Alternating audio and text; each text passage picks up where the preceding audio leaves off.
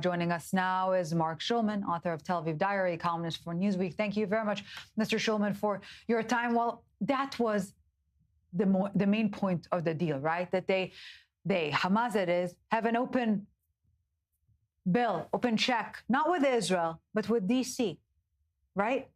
How come it is being missed? How come it's being missed? Because the reality is very different than what President Trump thinks it is. Let's put it that way, unfortunately. Look, Trump wants this deal. He wants this deal to stay. He's been making no progress with Putin in terms of Ukraine. So this is the big deal that he wants.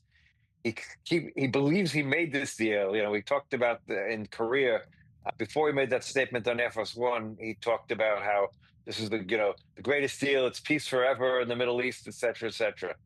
So whether he really believes it or not, I don't know. You know, he certainly believes that he can create his own reality distortion field like other people have done in the past.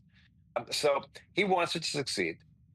He's not a great fan of Hamas. On the other hand, you know, he talks about Hamas will be destroyed. Well, who's going to destroy Hamas? I mean, we worked with destroying Hamas for 2 years and didn't succeed. There's no one else who's going to come. He talks about many people in the Middle East. But Mr. Schulman, this is the same Hamas Trump's special envoys sat with a few weeks ago. So it is not, again, violating Israel's term. It is defying Trump's word of honor. This is what I don't understand. How come he's not furious about it? What is he going to be furious? Who's he going to be furious at? Does he know these people? So his spokesman sat with them. Look, he accomplished what he's considered the biggest part of the deal, and frankly, we do too. He got all the hostages home, right? Correct. None of us believe that. He got them all home. We're all very happy about that. Stage two, or even maintaining this ceasefire at this point, is something that he'd love to see happen, but he has unrealistic ideas that Hamas is going to participate in stage two.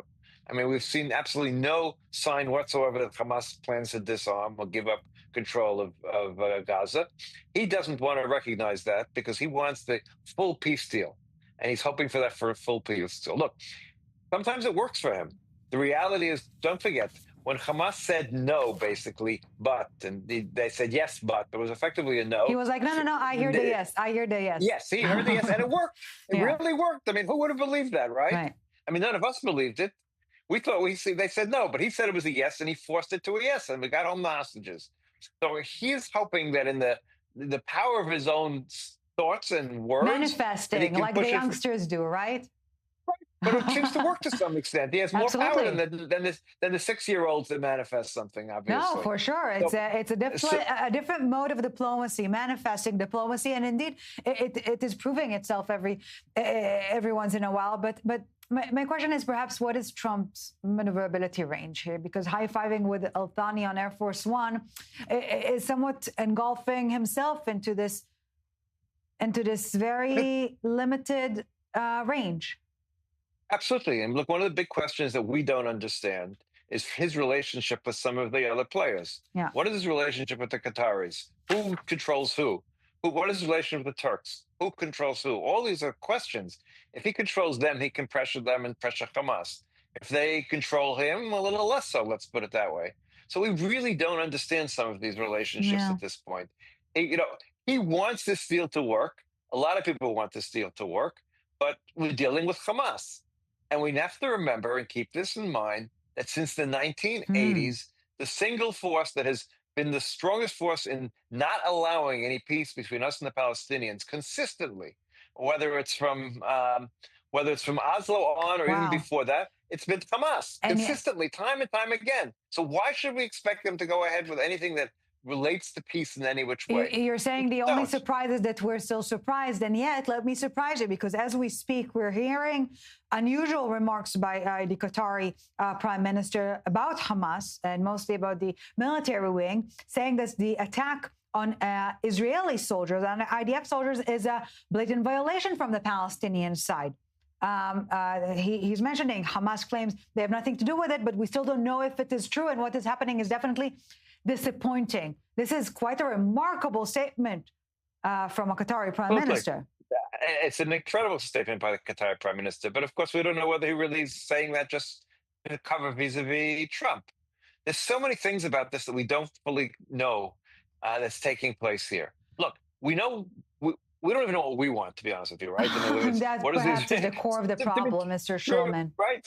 We from the very beginning, we had no real plan for what was going to happen the day after. Yeah. We've gotten this new plan that the Americans have put together with a little bit of help from us. But we really don't know what we want. When you have a crystal clear cause, the means have a tendency, to Hamas has a crystal clear.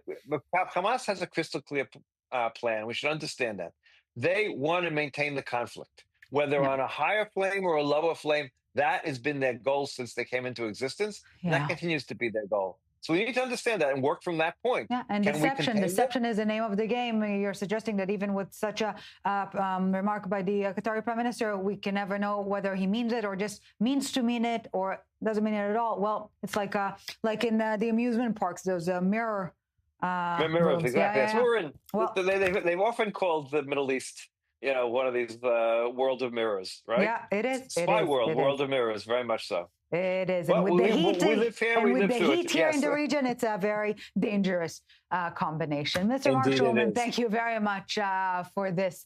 Well, staying